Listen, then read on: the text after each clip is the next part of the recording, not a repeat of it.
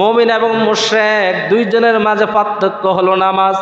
মুশরিকরা আল্লাহর হুকুম মানে না, কাফেররা আল্লাহকে সেজদা দেয় না, কিন্তু মুমিন মুত্তাকিন যারা তারা সেজদা করে কাকে? তাহলে কাফের এবং মুমিনের মাঝে পার্থক্য হলো নামাজ। রাসূলুল্লাহ বলেছেন, মান তারাকা সালাতা মুতাআম্মিদান ফাকাদ কাফার। যেই লোকটা ইচ্ছা করে নামাজ ছেড়ে দিল সে আর মুসলমান হলো না, মুসলমান রইল না, সে কাফের হয়ে গেল। আল্লাহ রসুল বলেছেন, চিন্তা করেছেন, মান তাআম্মিদান ফাকাদ কাফার। যে ব্যক্তি ইচ্ছাকৃতভাবে নামাজ ছেড়ে দিল সে কাফের হয়ে গেল। সাইর মাযহাবের 3 ইমামই বলেন, যে ব্যক্তি ইচ্ছাকৃত নামাজ ছেড়ে দেয় সে কাফের, তাকে কতল করো। তার জানাজা হবে না, গোসল হবে না, বিনা জানাজায় তাকে কবরস্থ করতে হবে। আরেক ইমাম বলছে যে না, জানাজা হবে, কাফনও হবে, কিন্তু তাকে কতল করো। আর আমাদের ইমাম আবু হানিফা বলছে যে না, তাকে কতলও করা হবে না, মারা হবে না, তাকে জেলবন্দি করো, তাকে জেল আটকাও, তাকে বেতের আঘাত করো। বেত আঘাত করার পর সে যদি তওবা করে তাকে ছেড়ে দাও। যেই লোকটা নামাজ পড়ে না, যেই লোকটা আল্লাহর হুকুম মানে না, যেই লোকটা আল্লাহর ফরজ বিধান মানে না, ওই লোকটার কাল হাসরের ময়দানে কেমন হবে জানেন? কাল হাসরের ময়দানে আল্লাহ রব্বুল আলামিন মানুষদেরকে বলবে, তোমরা আমাকে সেজদা করো, তোমরা আমাকে রুকু করো, তোমরা আমার সামনে নামাজ পড়ো, সেজদা করো। সেই দিন যারা বেনামাজি তাদের অবস্থাটা কি হবে আল্লাহ রব্বুল আলামিন সেটা কোরআনে বলেন। রব্বুল আলামিন বলেন, ইয়াউমা ইউকশাফু আন সাকিন ওয়া ইউদআউনা ইলাস সুজুদি ফালা ইস্তাতিউন। জোরে বলি আল্লাহু আকবার। ইয়াউমা ইউকশাফু আন সাকিন ওয়া ইউদআউনা, কাল হাসরের ময়দানে আল্লাহ রব্বুল আলামিন যখন বলবে আমাকে সেজদা করো, আমার সামনে নামাজ পড়ো, তখন মানুষের অবস্থা এই হয়ে যাবে, স্টিলের মতন হয়ে যাবে, স্টিলের মতন হয়ে যাবে। সে সেজদা দিতে পারবে না, রুকু দিতে পারবে না। আহারে, মহান মুনিব মহান আল্লাহ যেদিন বলবে নামাজ পড়ো, সেজদা করো, সেদিন বেনামাজিরা আল্লাহর সামনে সেজদা দিতে পারে না, পারবে না। তার চাইতে লজ্জা, তার চাইতে হতভাগা আর কিছু হতে পারে? আমরা না দেখে আল্লাহকে সেজদা করি, সে হাসরের ময়দানে আল্লাহ রব্বুল আলামিন বলল আমাকে সেজদা করো, কিন্তু আমরা বেনামাজি যারা সেজদা করতে পারবে না, যারা নামাজি তারা সেজদায় পড়ে যাবে। আর যারা বেনামাজি তাদের শরীরটা স্টিলের মতন শক্ত হয়ে থাকবে। শুধু তাই না, তাদের অবস্থা কি হবে? আল্লাহ রাব্বুল আলামিন বলেন, খাশিআতান আবসারুহুম তারহাকুহুম দিল্লাহ।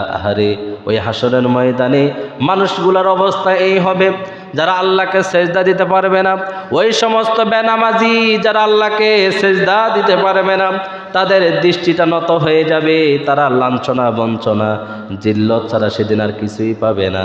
আমার মুসলমান ভাইয়েরা, আমি যদি এখন আপনাদেরকে প্রশ্ন করি, আজকে ফজরের নামাজ কে কে পড়েন নাই? লজ্জায় কেউ হাত উঠাবেন না। যদিও আমি কাউকে দাঁড় করাই, তাহলে সে কখনো লজ্জায় আমার সামনে দাঁড়াবে না, ঠিক না? লজ্জা পাবে। এমনও হতে পারে লজ্জায় সে কখনো ইমাম সাহেবের সামনেও আসবে না। ওরে মুসলমান, অবরাঙ্গিনার মুসলমানেরা শোনো, আজকে আপনার এলাকার মানুষ, আপনার ভাই বেরাদার কাছের মানুষ, এর চাইতে আর কেউ নাই, দূরের মানুষ নাই। কিন্তু কাল হাসরের ময়দানে যেদিন শুধু আপনার বাড়ির মানুষই থাকবে না, আপনার সমাজের মানুষই শুধু থাকবে না, আপনার গ্রামের মানুষই শুধু থাকবে না, ওই সময় আদম থেকে কিয়ামত পর্যন্ত যত মানুষ আসবে সমস্ত মানুষ থাকবে। শুধু তাই নয় রে মুসলমান, সমস্ত নবীরা সেদিন উপস্থিত থাকবে।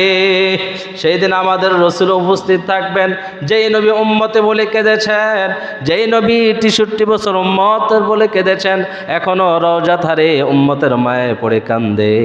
ওই নবীর সামনে কেমনে মুখটা দেখাইবা? ওই নবীর সামনে কেমনে মুখটা দেখাইবা? আমার নবী যখন দেখবে আমার এই উম্মত নামাজ পড়ে নাই, ওই সময় আমার নবীর সামনে মুখটা কেমনে দেখাইবা একটু চিন্তা করে দেখো। সব কিছু বাদ দেন, সব চাইতে আমার রব আমার আল্লাহ উপস্থিত থাকবেন, সে আল্লাহর সামনে সেজদা দিতে পারবেন না। তার চাইতে লঞ্চনা, তার চাইতে বঞ্চনা, তার চাইতে অপদস্থ এই পৃথিবীর মধ্যে আর কিছু হতে পারে? আর কিছুই হতে পারে না। আল্লাহ রব্বুল আলামিন সেদিন কি বলবেন শোনেন।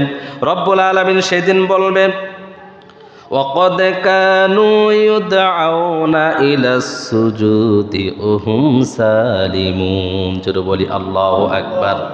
আল্লাহ রব্বুল আলামিন বলেন, وَقَدْ كَانُوا يُدْعَوْنَ إِلَى السُّجُودِ। তারা তো নিরাপদ ছিল, তারা তো সুস্থ ছিল, স্বাভাবিক ছিল। তাদেরকে নামাজের জন্য ডাকা হতো, তাদেরকে নামাজের জন্য ডাকা হতো। আর তারা সুস্থ ছিল, সবল ছিল, স্বাভাবিক ছিল। যখন নামাজের জন্য তাদেরকে ডাকা হতো, তারা মসজিদে আসে নাই, নামাজ পড়ে নাই। ও মুসলমান, আল্লাহ রব্বুল আলামিন প্রত্যেকটা কথা কোরআনে বলে দিয়েছেন। সেদিন মানুষ লজ্জা পাবে, কিন্তু আল্লাহ বলবে না না, তাদেরকে ডাকা হয়েছিল, তাদেরকে 5 ওয়াক্ত মুয়াজ্জিন ডেকেছিলেন, হাইয়া আলাস সালাহ হাইয়া আলাল ফালাহ বলে মসজিদের দিকে ডেকেছিল, কিন্তু তারা নামাজ পড়ে নাই। নামাজ পড়ে নাই।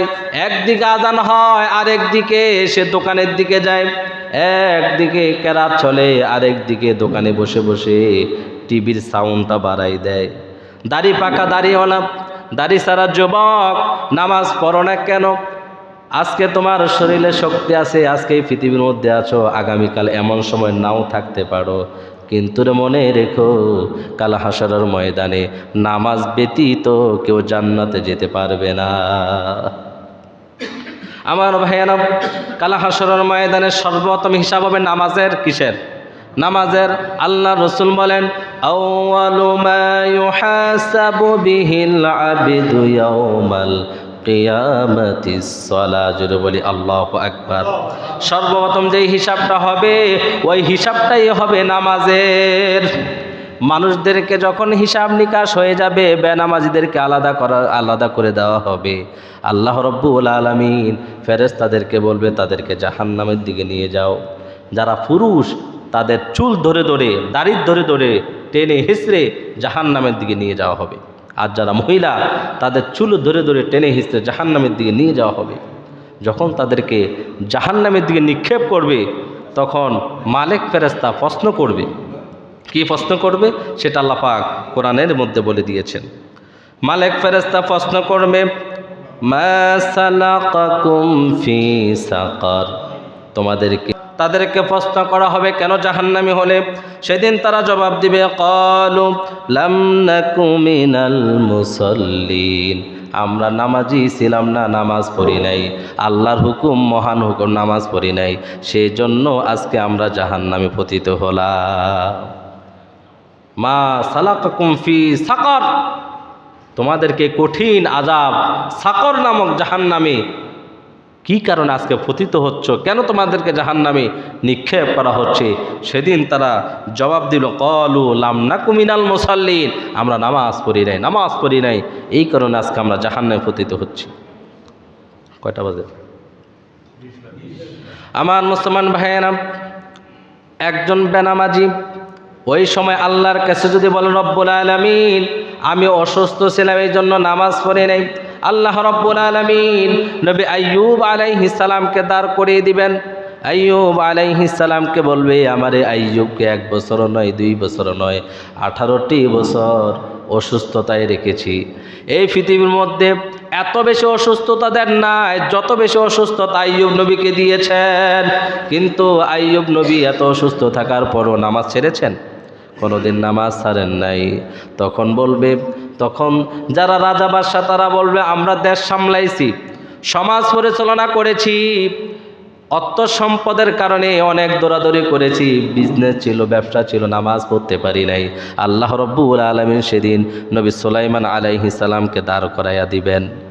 আর আরেক দল বলে, রব্বুল আলামিন অভাবী ছিলাম, গরিব ছিলাম, খেত কামারি মজুরি দিন মজুরি দিয়েছি, এই জন্য নামাজ পড়তে পারি নাই।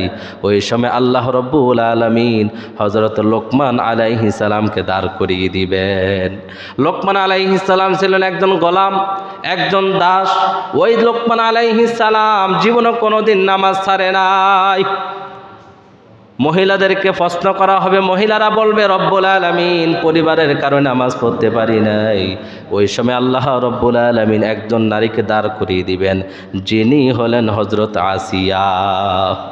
ও মারা শোনো শোনো, মহিলারা সবচাইতে নামাজে গাফেল, কিন্তু রোজায় জম, নামাজে কম। মহিলা